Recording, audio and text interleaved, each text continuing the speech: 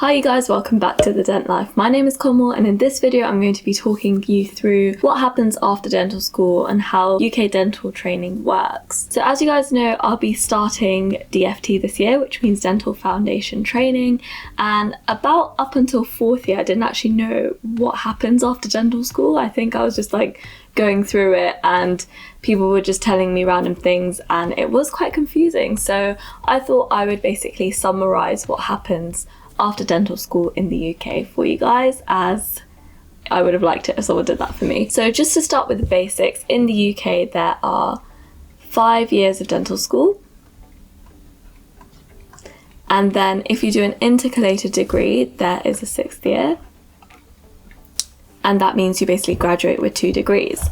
So when you leave dental school, you're required to do a year of training, which is called DFT, like I said.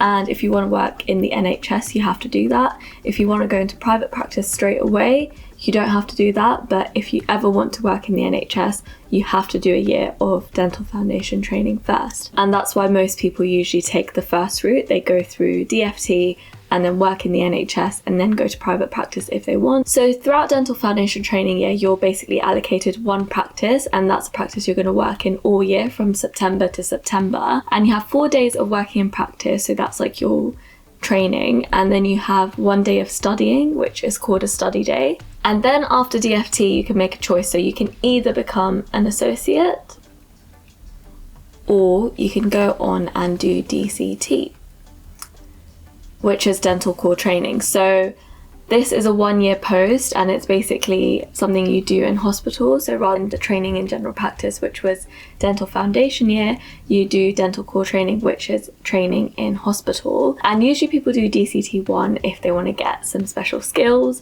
and then after DCT 1 you can carry on and you can do DCT 2, DCT 3. And at any point after these years, so after DCT 1 you can go into practice, after DCT 2 you can go into practice, and after DCT 3 you can go into practice. And I forgot to say that associate basically is a fancy word for dentist. I don't know if it means anything more than that. It just means you're working in a general dental practice and you're not an owner of it. Okay, so that was basically a rough overview of what happens after dental school, and I'm going to go into a little bit more detail of how DFT works. And if I do decide to do DCT, then I will make a video about that as well. So the whole of the UK is split into various schemes. I think it was around 64 or 66 when I was applying. So basically you have to sit down like for a long time, get the Google Maps out, get the, I don't know, all the random stuff out, and you have to basically rank the schemes that you want to be in. And you put them in order of, obviously, number 1 would be where you definitely want to be, number 66 would be where you definitely don't want to go, no matter what happens. So I put Berkshire as my first choice, and I put like Northern Ireland as my 66th. And obviously it's nothing against Northern Ireland, but I really just wanted to live at home, and Berkshire was the closest commute from my parents' house, so that is why I put that as my first choice. So there is another type of scheme called the pilot scheme, and that has just come out really recently, hence it's called the pilot scheme. And I think King's and Queen Mary's do it, and it's basically you work 3 days in practice, 1 day in hospital, and 1 day as a study day. And I think it just gives you more of an insight into DCT and see if you would prefer to do DCT or to be an associate, or maybe if you definitely know that you want to do DCT, then it's like a head start into starting your specialist journey. So yeah, you have the schemes. Once you've ranked those, you get your place depending on your Dental Foundation interview, like SJT and interview scores.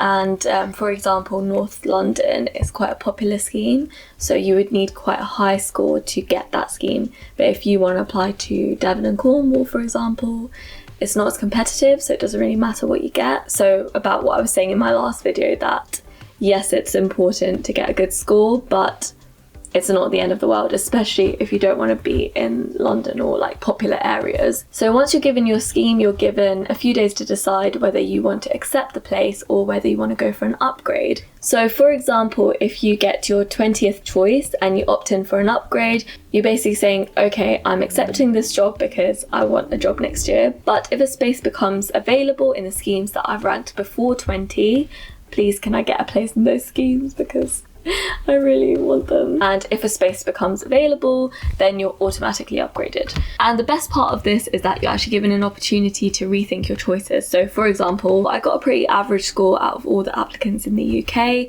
It was like bang in the middle. So therefore I had a good chance of getting my first 5 to 10 schemes, I would say. But unfortunately, I didn't do well enough to get my first choice, which was Berkshire. I actually got my fourth choice, which is Surrey. And then we had a few days to upgrade and I realised I actually prefer my fourth choice to my second and third choice. But I would still love it, obviously, if I got my first choice. So I opted in for upgrades and I deleted the second and third choices. So if I was to get upgraded, it would only be to my first choice. So that was really helpful and I hope that made sense, because it was hard to articulate that. So then once your scheme is confirmed, you have a practice list available that you have to rank in a similar way. And this list is about 12 to 16 practices long, depending on the number of places in your scheme. Usually there is a meet and greet, but obviously because coronavirus had to ruin everything, this year there wasn't a meet and greet, and we were either sent out leaflets or we had to basically contact the practices ourselves and just find out more about them. And the types of questions I asked, I will put a list of them over here, and I hope it works when I put the list over here. Yep, so luckily I got my first choice of practice, even though I didn't get my first choice of scheme. So I'm really happy. I'm going to be starting in September and I really look forward to starting. I think it's going to be quite fun. So to summarize, you have 5 years of dental school, then 1 year of training, so that's called DFT. Then you decide whether you want to be an associate, which is basically a general dentist, or whether you want to do DCT, and that is dental core training. Then you can go on to be an associate, or you can go on to do DCT2, and then again associate or DCT3. And then after DCT, you can go on to do like a speciality training, which is super competitive. So yep. Okay guys, so that was a little summary of what happens after dental school in the UK. I hope you found it helpful. If you have any questions, then feel free to email me, comment below, and thank you for watching this video.